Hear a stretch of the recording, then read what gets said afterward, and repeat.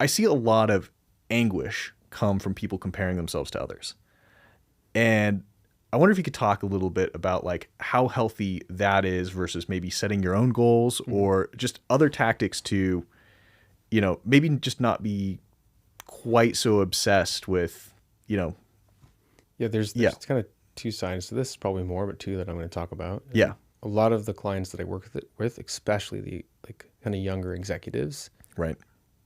have this issue. They have a huge inner critic. They doubt themselves, and then they're always going, "Well, this guy did this. I saw this on Instagram or on LinkedIn," Right.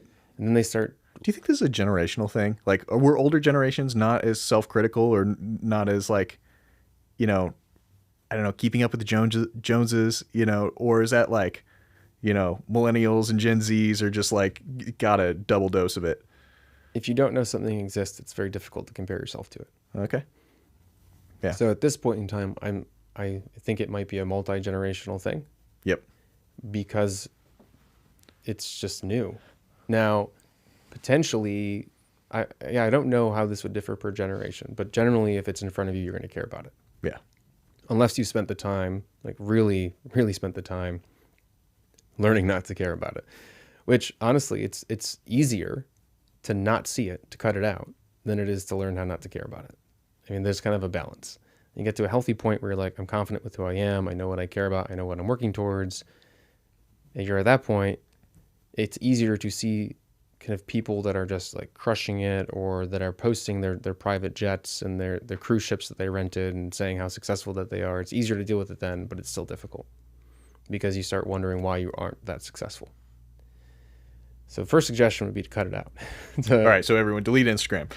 Honestly, there are ways to make money, and I understand that's important for your business, but there are ways to decrease the amount of things that you look at on Instagram, Right. at least, or TikTok, or whatever it is. But when it comes to like healthy comparison, there are studies after study that shows that if people are taken from a certain community and put in a like more a higher, like a more wealthy community, more well-to-do, they get exposed to that, then they realize it exists, they believe that it's possible, and they're more likely to strive for that or achieve that as they grow up. And it's just so when professionally, if you don't know that something is possible, you don't know that you can achieve more than you think is that you can, and you're probably not going to strive for it. So there's a healthy dose of this exists, I believe I can get there, to just kind of reframe and redefine what you're working towards. But it has to be realistic. Like Right. you have to feel that it's within your reach. The pain comes from, this is too far away. This is not something I can achieve. I'm not good enough. Like that kind of cycle. To then it actually detracts from your ability to show up each and every single day. If you use comparison as a way to learn from what other people are doing and to give yourself hope, Yeah. like to pave the path forwards, then it's healthy. Oftentimes we don't do that because comparison is framed in a negative light. Yeah. So if you're comparing yourself to others right now, instead of comparing yourself to from a missing perspective, look at them and say, what can I learn from this? How can I potentially adapt my goals right now to achieve more and to show up in a more successful way? I really like this because I think this is something that I sort of intuitively figured out, but I usually frame it a little bit differently, which is like I'm looking for sort of inspirational people to be around as well as mentors. Mm-hmm. And if you can get into a team situation where there's someone that's operating at a higher level, like a substantially higher level than you, then you can spend a lot of time learning from them. In athletic environments, it's very common to walk into a situation and be like, well, that guy has like a whole bunch of natural gifts and I'm never going to be able to, achieve his level, but I can emulate the things that he does to try and get there. So yeah, I love that. I think everyone should take that advice of like, realistically comparing, and in a professional environment, it's a lot better than, sort of the personal social media, where people are a lot of times faking it anyway. So, And it's a distraction. right. Yeah. There was a great section of your book that talked about dealing with difficult conversations, in particular, like coaching conversations. So we talked a lot about delegation, right? Mm-hmm. And so delegation's the first step. Okay, so I'm I'm giving someone else a task they're going to need to do. But then there's always the, okay, what happens if it doesn't go well?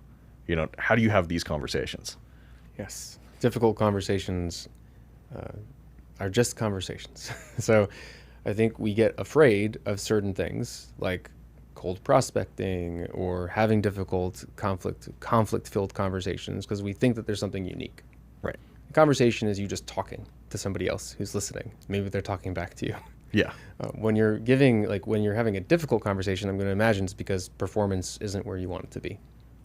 So you're going to give someone information that is potentially going to help them and help you, but you're probably afraid that that information is going to bother them or hurt them, or maybe you're going to do it wrong, and etc. So there's fears attached to the fact that you want to have this conversation with somebody. So let's take the fears out for a second and say that fear is attached to you maybe offending someone. Great. Okay. So don't say anything that's personal or offensive. Your fear is potentially that you're going to hurt the relationship. Well, trust the person, like value the fact that you are their leader or potentially in the situation, and that person is going to listen to you because they're your employee and they're interested in what you have to say. And then give yourself some faith to say, I'm trying to help this person. I'm trying to help them develop and become a better employee and grow in their career. So then again, take away that piece, which is I'm going to hurt them. They're going to think that I'm trying to harm them and they're going to not like me. So you've worked through some of those beliefs. Now you just use a framework and a tool. So anyone that's giving performance feedback can just follow a specific model called SBIC. It's situation, behavior, impact. And we throw on a commitment to it. And basically what we're doing with this tool is we're making things specific. We're not personalizing them. And we're developmentally focused. We're future focused.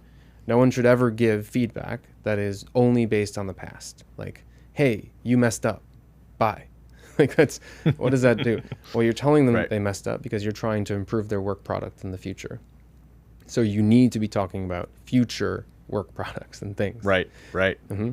So the situation piece, which is, hey, like what's an example where we want to have a difficult conversation? Let's say there's an agent that is, I mean, they're calling their leads enough, but they're not doing a good job, like sort of closing out the relationship by, getting enough reviews, back on Google or getting referrals from these people, so they're just sort of like,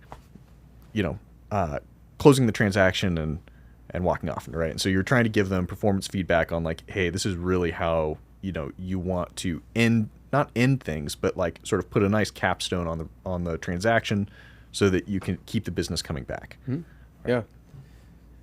And this is something they probably regularly give feedback on. Yeah. Hey, I was just listening to your most recent calls, actually the one earlier this morning. And I noticed when you were getting off the phone, you actually you had a great kind of ending. You said, see you later, bye. But you were missing something. You missed actually, highlighting like your service and what you did really well and their experience and for them to leave a review. Which if they don't leave a review, then you're probably not you might not get as much inbound, or you actually won't get recognition for the hard work that you just did in this situation. This is really important. Or you already said why it's really important. This is really important because you might get some more inbound, and you'll get more recognition for the situation. I think it's gonna be really important for your career moving forwards. Is there anything that you can do differently? And that's it. Yeah. It wasn't negative. It was saying, this is the thing that happened. This is the behavior that I saw. This is the impact of that behavior. And this is what I really hope we can do next time. Or what do you think we can do next time to fix it? Right. And you're immediately engaging them. So listening to you and putting myself in the mind of the person that is receiving that conversation, I'm thinking, okay, here's an identified thing, right? Like he doesn't seem upset with me. He's pointing out something that's very specific. And now I'm thinking about why I would want to do this going forward, right? And ending it with a question is sort of genius because then you're making me do the thinking. Yeah, you want to engage them. Generally, the issue is people don't engage, and they either wait too long to give the feedback, so that it doesn't even make sense anymore. The person gets defensive.